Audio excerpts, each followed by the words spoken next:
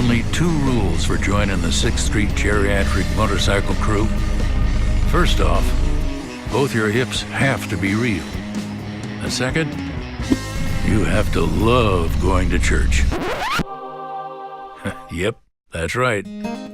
Speaking of church, about a month before my neighbor Walter died, a few of us hog-riding old-timers were sitting around trying to impress each other.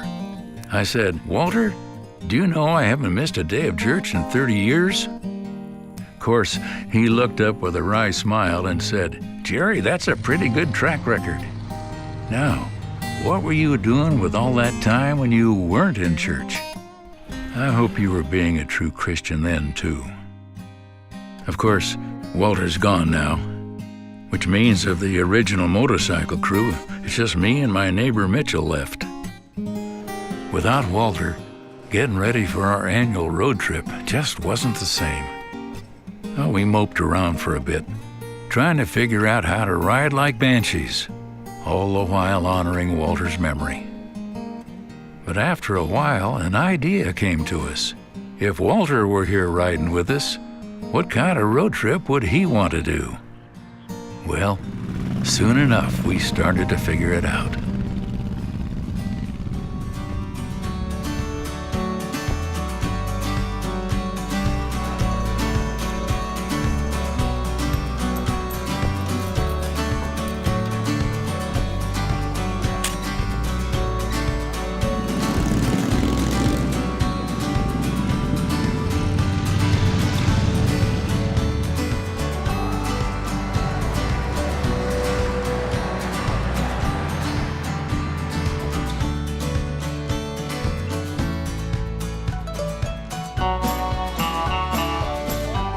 You know, we've been doing this trip every year for the last 2 decades, and I'd say this year we traveled fewer miles than we ever have before. But one thing I learned this time is that sometimes it's the quality of the miles, not the quantity, that counts. You know, we miss old Walter, and I still go to church every single week.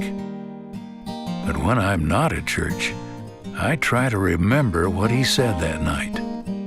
What were you doing with all that time when you weren't in church?